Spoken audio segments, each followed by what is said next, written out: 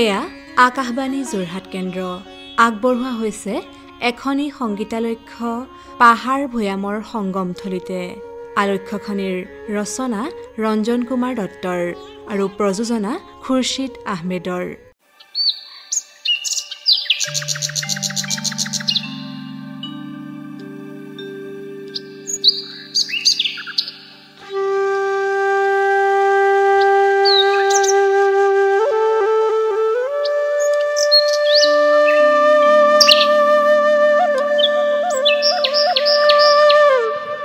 সুনীল পাহাৰ আৰু শইচ সোণোৱালী ভৈয়ামৰ সংগমথলী আমাৰ চিৰচেনেহী অসমখনি যেন আমাৰ ভাৰত উপমহাদেশৰ ডিঙিত আঁৰি থোৱা এধাৰী সাতসৰীহে। অযোগ সম অৰ্থাৎ অসম, যাৰ বাবে অসমক ইতিহাসে অসমতল ভূমিৰে আৱৰি ৰখা ভূখণ্ড বুলি লিপিবদ্ধ কৰিছিল, সেই অসমখনি ৰূপে গুণে যিদৰে বিভূষিতা, ঠিক তেনেদৰে নানা জাতি আৰু উপজাতিৰ এখনি মিলনভূমি হিচাপেও সুপৰিচিত। অসমৰ বুকুৰে বৈ যোৱা মহাবাহু লুইতে যাৰ চৰণ পখালি যায়, সেই পুণ্যভূমি অসমক যেন বিনন্দীয়া প্ৰকৃতিয়ে নিজৰ সফুৰা মেলি দিব পৰা সকলোখিনি উজাৰি দিছে। এই পাহাৰ আৰু ভৈয়ামৰ সংগমথলী শদিয়াৰ বলুং গাঁৱতে 1926 চনত অসমীয়াৰ কোলা শুৱনি কৰিবলৈ আহিছিল এটি দেৱশিশু। নামেই যাৰ পৰিচয়, মাক আৰু দেউতাকৰ মৰমৰ বৰমইনা, যাক চিনি নোপোৱা লোক হয়তো এজনো বিচাৰি পোৱা নাযাব।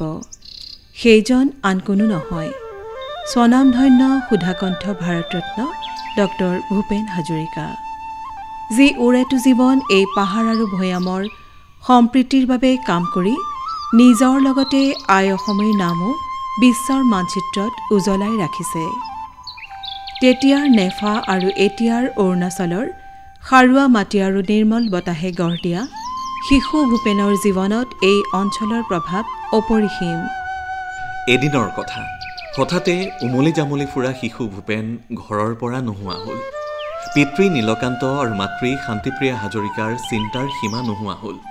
পুলিচকো খবৰ দিয়া হ'ল, পিছে বৰমইনাৰ কোনো খবৰ নাই। পাছদিনা সকলোকে আচৰিত কৰি কেইজনীমান আদি ছোৱালীয়ে কোলাত ভূপেনক ঘৰত দিবলৈ আহিল।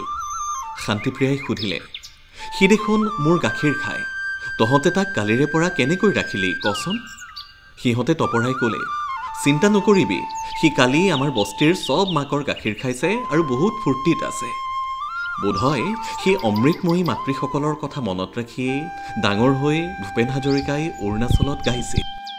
নীলা নীলা আসমান অন্ত না পায়, याद आली की धरती मधु सुकुमार, नीला नीला आसमान अंत न पाय, याद आली की धरती मधु सुकुमार।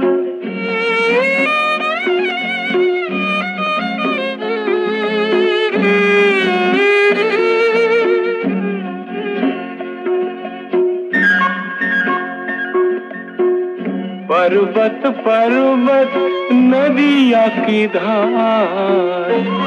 তাৰে আধাৰত তেখেতে অসমীয়া ভাষাটো পাছলৈ বা অসমৰ কথা ভাবি গুণগুণাইছিল। অসম আমাৰ ৰূপহী, গুণৰো নাই শেষ, ভাৰতৰে পূৰ্ব দিশৰ সূৰ্য উঠা দেশ। তেখেতে এই কথা প্ৰায়ে কৈছিল যে বৰ অসমক একতাৰে বান্ধি ৰাখিছে এই সেউজ বনৰ পাহাৰীয়া ভাই ভনীসকলেহে। এফালে মিজোৰাম, আনফালে অৰুণাচল, তাৰ গাতে লাগি থকা সৌখন মেঘালয়, অদূৰত নগালেণ্ড, ত্ৰিপুৰা আৰু মণিপুৰ, যেন এধাৰী সাতসৰীহে। এবাৰৰ কথা, 60ৰ দশকত নাগালেণ্ডৰ ৰাজনৈতিক সামাজিক পৰিৱেশ হঠাতে বেয়াৰ ফালে ঢাল খাইছিল আৰু কেওফালে কাৰফিউ দি শান্তি প্ৰচেষ্টা চলোৱা হৈছিল যদিও একো কামত অহা নাছিল।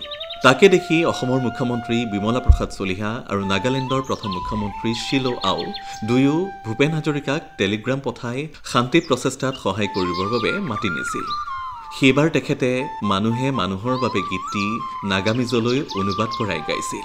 মানুহে মানুহৰ বাবে যদিহে অলপ ভিনা ভাবে, অকমান মদক মৰম লাগা, ভাবিব কোনেনো কবি অসাতি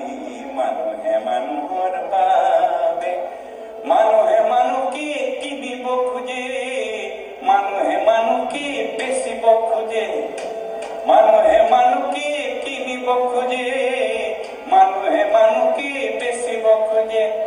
পাইলাৱালা কিসাফিৰ ভাবিলে পুৰণি ইতিহাস দোহাৰিলে। পাইলাৱালা কিসাফিৰ ভাবিলে ভুল জানো নহ'ব কবি অসাধি। মানুহে মানুহৰ বাবে এবাৰ দুৰ্বল মানুহে যদি জীৱনৰ কোবাল নদী পাৰ হয় তোমাৰে সাগৰ, তুমি হেৰুৱা মানুহ কি। তেনেকে কৈছে দুবলা মানুহ যদি জীৱনৰ পাগলা নদী পাৰ হয় তৰি তাকতে, তুমি হাৰাবনো কি। মানুহ যদিহে নহ'ব মানুহ, শয়তান কেতিয়া ভিনা হ'ব মানুহ। মানুহ যদিহে নহ'ব মানুহ, শয়তান কেতিয়া ভিনা হ'ব মানুহ। আৰু শয়তানটো যদি মানুহ হয়, চৰম পাব কোনেনো কবি অসাধি। মানুহে মানুহৰ বাবে যদিহে অকণনে ভাবে অকণি সহানুভূতি, ভাবিব কোনেনো কোৱা সমনীয়া মানুষ মানুষের জন্যে, জীবন জীবনের জন্যে একটু সহানুভূতি কি ভূপেন পেতে পারে না ও বন্ধু। মানুষ মানুষের জন্যে, মানুহে মানুহৰ বাবে। তেখেতৰ গীত শুনি মানুহবিলাক শান্ত হৈ পৰিল আৰু পাছদিনাৰ পৰাই তাত কাৰফিউ উঠি গ'ল।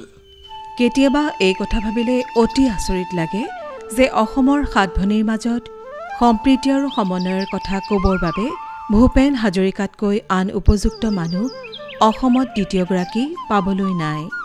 1968 চনৰ কথা। ভূপেন হাজৰিকাক মিজোৰামৰ ৰাইজে গীত পৰিৱেশনৰ বাবে আমন্ত্ৰণ কৰিলে। তাৰ কিছুদিনৰ আগতে এই পাহাৰীয়া ভূখণ্ডত উমি উমি বিভেদৰ জুইকুৰা জ্বলিব ধৰিছিল। এই কথা দুনাই কোৱাৰ প্ৰয়োজন নাই যে উত্তৰ পূৰ্বাঞ্চলৰ ৭খন ৰাজ্যৰ সকলো ভাষা ভাষীৰ লোকৰ মাজত ভূপেন হাজৰিকাৰ গানবিলাক অতি জনপ্ৰিয়। তেওঁলোকে অসমীয়া ভাষা ভালদৰে ক'বও জানে আৰু এটা সময়লৈকে লিখিবও জানিছিল। সেইবাৰ সেয়ে ভূপেন হাজৰিকাই অসমীয়া গানবিলাক গোৱাৰ উপৰিও এটা কবিতা আবৃত্তি কৰিছিল। কাহ মঙাই চেহ মিজোৰাম, তোমাক ভাল পাওঁ মিজোৰাম। খট খট চেইৰৰ ছন্দলৈ গীটাৰৰ সুৰে বয় কলদাই নৈ। সুউচ্চ ফাংপুই নীলা পাহাৰে মৌন ভাষাৰে কিবা হুংকাৰে।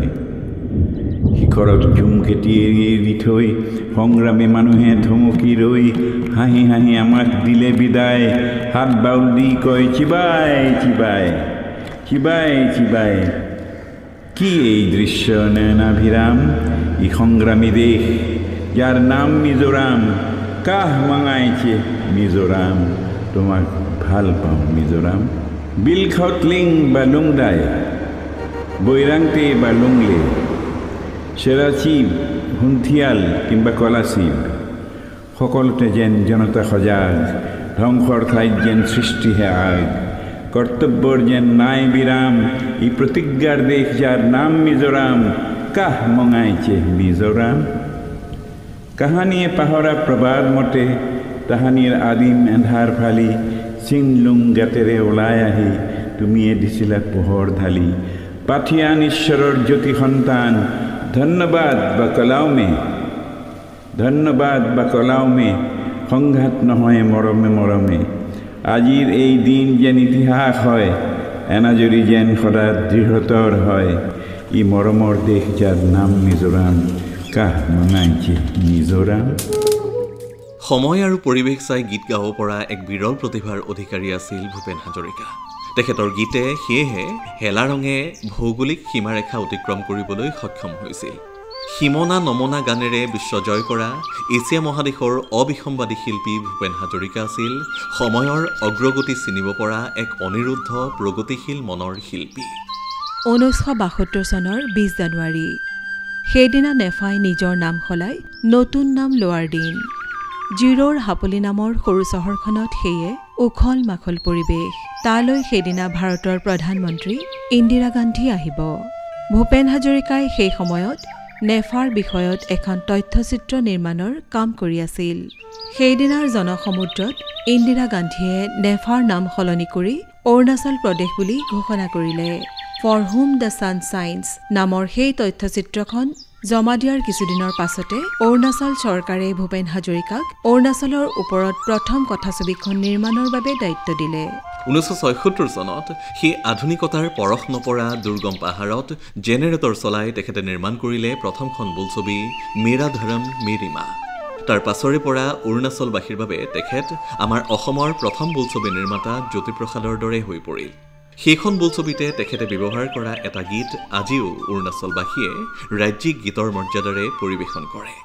अरुण किरण शीश भूषण कंठही की धारा प्रभात सूरज चुंबित देश अरुणाचल हमारा अरुणाचल हमारा अरुण किरण शीश भूषण कंठही की धारा प्रभात सूरज चुंबित देश अरुणाचल हमारा अरुणाचल हमारा भारत माता राज दुलारा अरुणाचल हमारा प्यार से दुलराई तोड़े भी तारा मन हमारा चंचल धारा किनारा प्रभात सूरज चुंबित देश अरुणाचल हमारा अरुणाचल हमारा। এখন জনপ্ৰিয় নাটকৰ ওপৰত ৰচা চিত্ৰনাট্যৰ অৱলম্বনত তেখেতে অশেষ কষ্ট আৰু ত্যাগ স্বীকাৰ কৰি মেৰা ধৰম মেৰি মা নিৰ্মাণ কৰি উলিয়াইছিল। তেখেতৰ এনে অৱদানৰ বাবে আজিও এই পাহাৰীয়া ৰাজ্যখনে অসমক এক অদৃশ্য শিকলিৰে বান্ধি ৰাখিছে। সেইবাবেই হয়তো শিল্পীয়ে গাইছিল, মন পাককাইটি ধৰিল সাৱতি বিনিময়ত তেওঁ দিলে বুদ্ধৰে মূৰতি ক'লে যুগ যুগৰ মিতিৰালিৰ ধ্বজা উৰিছে অ বহুদিনে নেদেখা পদম ইদু নক্তেই আহ বুলি ইয়াৰে আপং যাচিছে।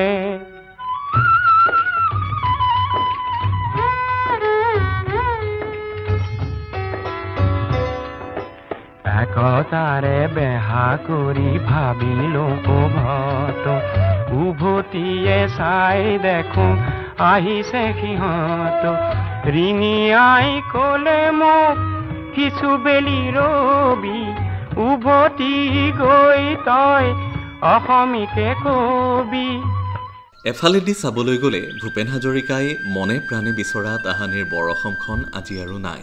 পাছে ৰাজনৈতিকভাৱে তাহানিৰ বৰ অসমখনি নাথাকিলেও আনুভূতিকভাৱে বৰ অসমৰ মানুহবিলাক আজিও এক অদৃশ্য সূতাৰে বান্ধ খাই আছে।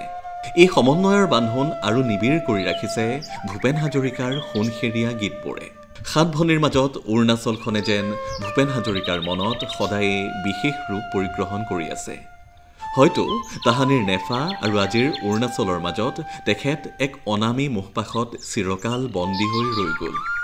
হ'ব পাৰে তেখেতৰ উপজা গাঁওখনে বাৰে বাৰে এক অদেখা মায়াৰে পাহাৰৰ সীমনালৈ লৈ গৈছিল শদিয়াৰ সেই বলুং গাঁৱলৈ অথবা কোনোবা মিজো বস্তিলৈ।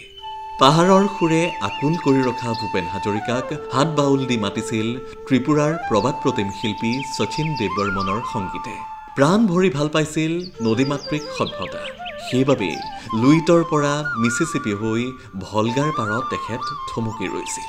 ইজিপ্তৰ কাইৰোৰ নীল নদীৰ পাৰত বহি লিখি পেলাইছিল অতীতৰ বুৰঞ্জীৰ ৰজা মহাৰাজাসকলৰ লগতে আজিৰ বুৰঞ্জীত লিপিবদ্ধ হোৱা মানুহৰ মুকুতিৰ কথা। তিৰাপ সীমান্তত বহি অন্তহীন ৰূপ সোধাৰ আকৰ চাংলাং বস্তিৰে অহা যোৱা কৰা টাংচা খেতিয়কৰ ছবিখনি তেখেততকৈ আন কোনে বাৰু এনেদৰে গীতেৰে আঁকি যাব পাৰে? তিৰাপ সীমান্ত ৰূপৰ নয়ন্ত নক্তি হিৱাঞ্চু টাংচা ইউক্লি দেখিল মনৰ সেউজ দিগন্ত তীৰাপ সীমান্ত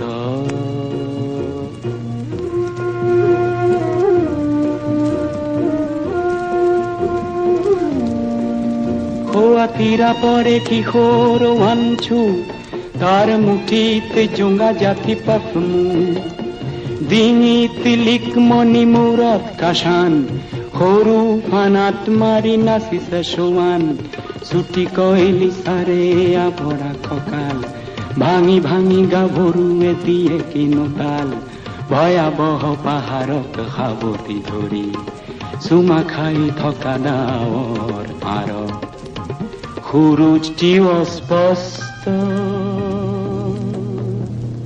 তীৰাপ সীমান্ত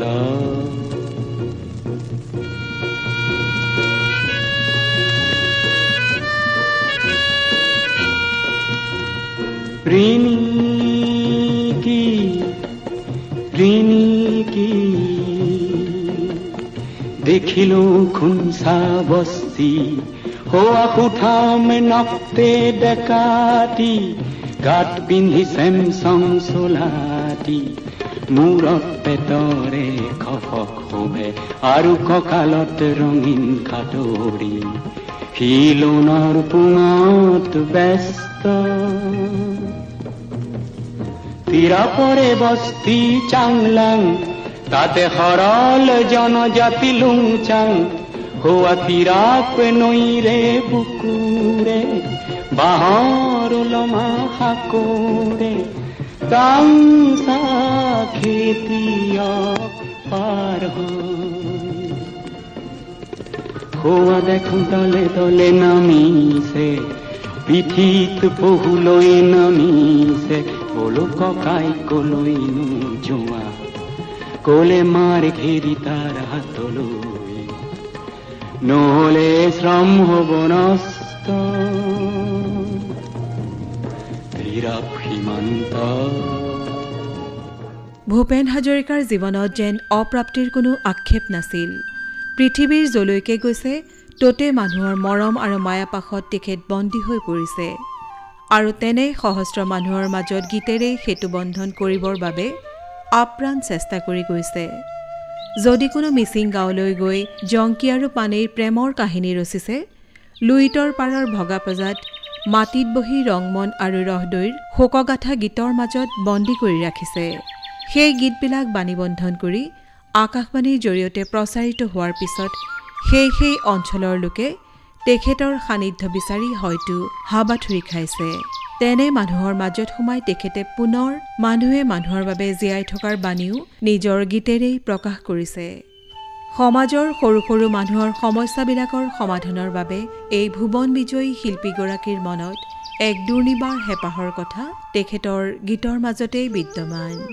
বিশেষকৈ জাতপাতৰ বিচাৰত থানবান হ'ব ধৰা ক্ষয়িষ্ণু সমাজখনলৈ এক উদাৰ আৰু মানৱতাবাদী দৃষ্টিৰে পৰিৱৰ্তনৰ ঢল বোৱাই আনিবৰ বাবে তেখেতে দেহে কেহে খাটিছিল বন জুয়ে হোম দিলে বিজুলিয়ে ৰভা দিলে গিনিয়ে বিয়ানাম গায় ধুমুহাই গগনা বাই সাহসৰে বাতৰি বিলায় সৰু সৰু সমাজৰে সৰু সৰু বিচাৰতে সৰু সৰু সমাজৰে সৰু সৰু বিচাৰতে ভেকুলিয়ে বৰ লাজ পায় চিকমিক বিজুলি হে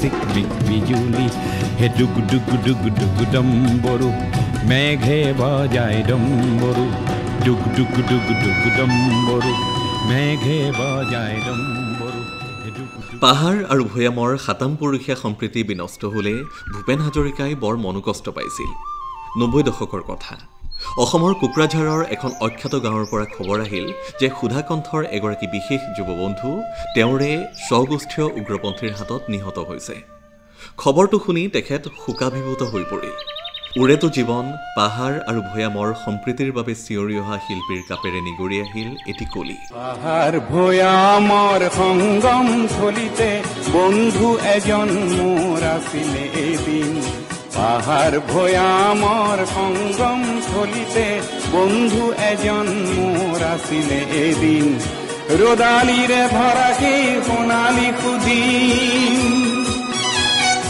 একেলগে খেলা পুৱা গধূলি বেলা সেই শান্ত পাহাৰ সেই ধনী নিজৰাৰ একেলগে বজালো যে বিন ফোন কৰি পৰা সোণালী সুদিন ৰদালিৰে ভৰা সেই সোণালী সুদিন ভূপেন হাজৰিকা আছিল মাটি আৰু মানুহৰ শিল্পী তেখেতে যদিও বিশ্বৰ পটভূমিকাত এগৰাকী নিপুণ চিত্ৰকৰৰ দৰে সমাজৰ নিপীড়িত আৰু হতভগীয়া সহস্ৰজনৰ বাস্তৱ ছবি গীতেৰেই অংকন কৰি গৈছিল তথাপি তেখেতৰ অন্তৰখন অসমৰ লক্ষ লক্ষ সাধাৰণ মানুহৰ মনৰ বিচাৰি বাৰে বাৰে উভতি আহিছিল মানুহৰ মাজত তেখেতে এখন বিভেদহীন সাম্যৰ সৰগ ৰচাৰ সপোন দেখিছিল মানুহৰ হিয়াত অন্তৰ্ভেদী মৌ বোৱাবৰ বাবে তেখেতে গীতকে মাধ্যম কৰি লৈছিল সেইবাবেই তেখেত হৈ পৰিছিল লক্ষ লক্ষ জনৰ বাবে আশাৰ এটি চাকি যিজন ব্যক্তি ঘৰ থাকিও আছিল যাযাবৰ যিজনৰ বাবে বিশ্বৰ প্ৰতিখন ঘৰতে সজাই থোৱা আছিল একোখনি বিচনা যিজনৰ এশাৰী মাত শুনিবৰ বাবে মাজনিশালৈকে বাট চাই আছিল শত সহস্ৰ জনতা সেইগৰাকী মানৱ কোঁৱৰ যুগে যুগে মানুহৰ অন্তৰত জীয়াই থাকক We're in the same boat, brother. We're in the same boat, brother. If you tip one and you're gonna rock the other, it's the same boat, brother. Oh Lord, look down from your holy place. Oh Lordy me,